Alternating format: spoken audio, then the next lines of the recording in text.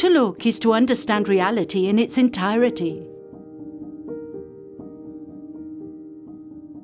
Mary safeguards everything in her heart. Mary knows that what happens to her today may upset her, but tomorrow it will reveal itself in its greatest purpose. She knows how to hold back. She knows how to keep silent. She never despairs and guards the entirety of the history of humanity.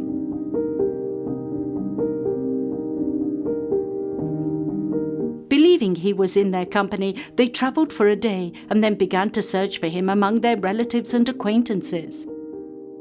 After 3 days, they found him in the temple courts, sitting among the teachers, listening to them and questioning them.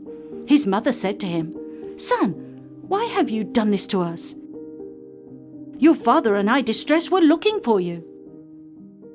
And he answered, "Why did you seek me? Did you not know that I must attend to my father's affairs?"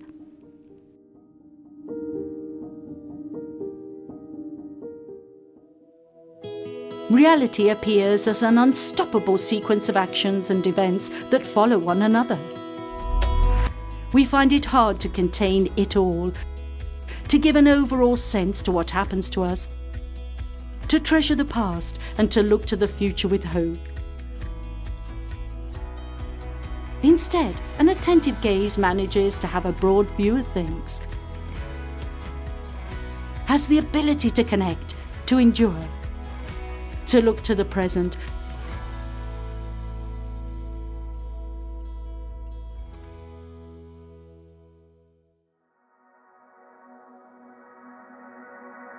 Che la vita sia piena di cose che non funzionano, che ci danno fastidio, che ci snervano, quella che Madeleine Delbrel chiama la passione delle pazienze, lo sappiamo tutti. Poi ci sono anche delle croci grandi e piccole, la malattia, la precarietà economica, il dolore nelle relazioni ecco, quando attraversiamo questi momenti, quando non capiamo, soprattutto perché li stiamo vivendo, siamo nella disposizione giusta per andare da Dio, e questo cuore di persone che non capiscono e che sono in difficoltà ci rende simpatici a Dio, allora, e ci rende disponibili a una relazione con Lui.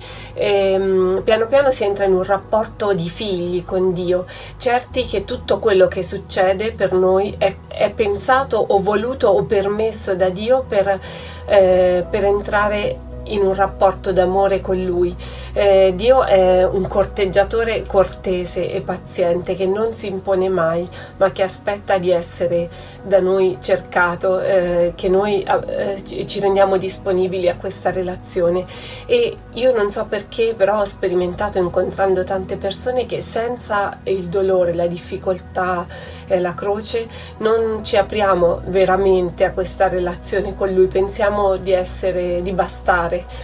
E ecco, quindi io cerco di imparare che tutto quello che mi scomoda, che mi dà fastidio, che mi rattrista, che mi fa venire i nervi, che mi addolora, in realtà non è un dispetto che Dio mi fa, ma un regalo che Lui ha pensato perché io possa essere più sua figlia, perché io possa chiedere aiuto umilmente a Lui, perché io possa smettere di pensare di essere brava, perché non lo sono. E quindi quando si ha questo cuore docile e accogliente, che io non ho quasi mai, però ho visto tante persone che ce lo hanno, ecco, si diventa più belli, come diceva Michelangelo, cercare la bellezza per via di levare. Quando Dio ci toglie, come Lui faceva con il marmo, no? Toglie qualcosa che ci sembra importante per noi e Dio ce lo toglie, in realtà ci rende piano piano più belli, ci plasma come delle opere d'arte.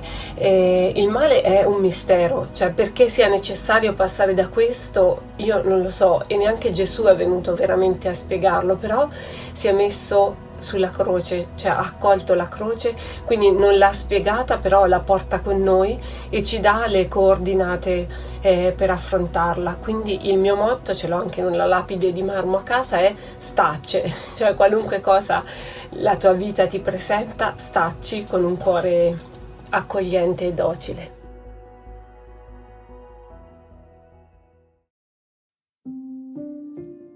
By linking it to yesterday and tomorrow. One day, It was 1847. The Queen of Heaven appeared to me in a dream in a bower of roses. I began to walk and immediately realized that the roses had very sharp thorns. I felt strong pains in my feet, but encouraged by the Blessed Virgin, I continued my journey. I then reached a beautiful garden. A light breeze arose, and I found myself surrounded by many young people, assisted by priests and brothers. The Blessed Virgin asked me, "Do you know what all this means?" "No, please explain it to me." "Know that the path you have journeyed among roses and thorns is the same as the one you will walk when you care for the youth. You will have to walk in the shoes of mortification. The thorns on the ground represent human likes and dislikes that distract the educator, wound him, and arrest his mission. The roses are symbols of the ardent charity that must distinguish you and your coadjutors. The other thorns are the obstacles, the sufferings, the sorrows that will befall you. But do not lose heart. With charity and mortification, you will overcome everything, and you will reach the roses without thorns."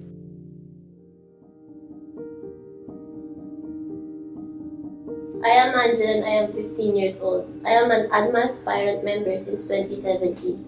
I always see my grandmother regularly attending the Mass and Marian activities in our parish, especially the ADMA and Salesian family activities. My grandmother is also an active member of ADMA, dedicated Marian devotee.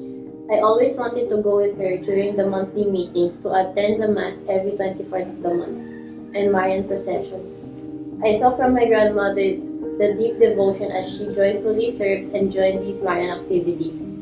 The joy and blessings I saw from my grandmother inspired me to join also the association even in my very young age.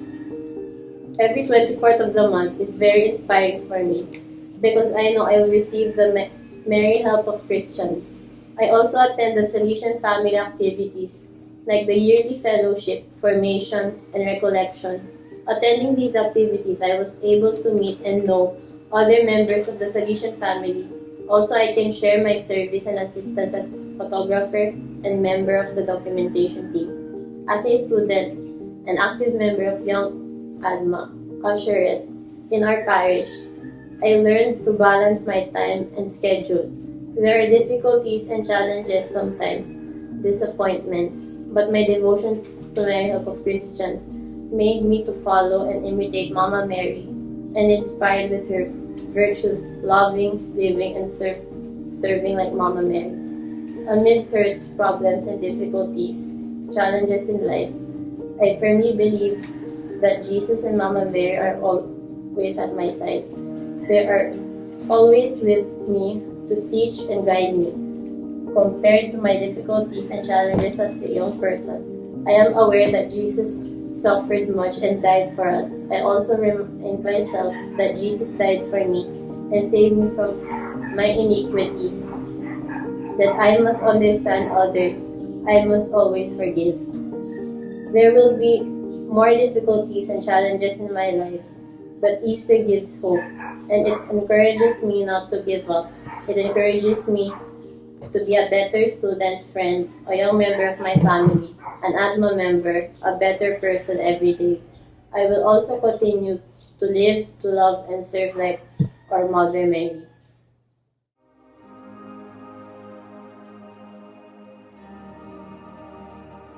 O Mary, powerful Virgin, you great illustrious garrison of the Church, you, the marvellous help of Christians, you, terrible as an army arrayed in battle, you alone have destroyed every heresy throughout the world.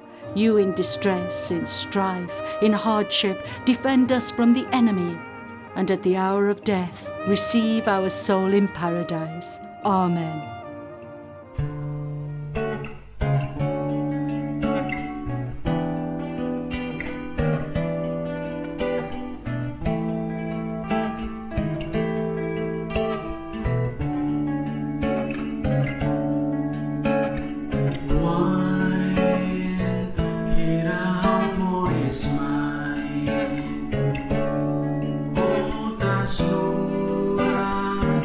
Bukain ang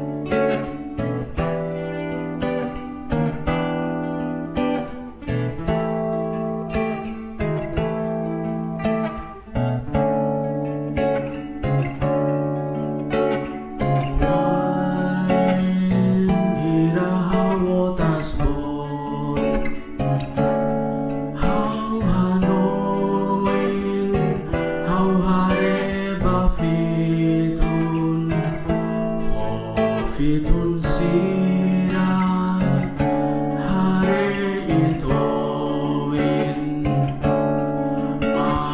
Maria ita firhamatan Holy amidan it bolu haunadan ihane hauneu dia kamnasa tanit bot hawinan do belir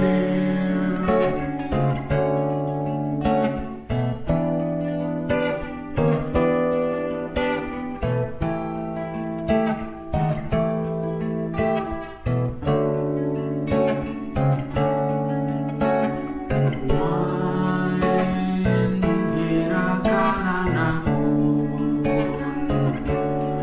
May hadulas kaluhan nagloke Haloy taroman may lenohaw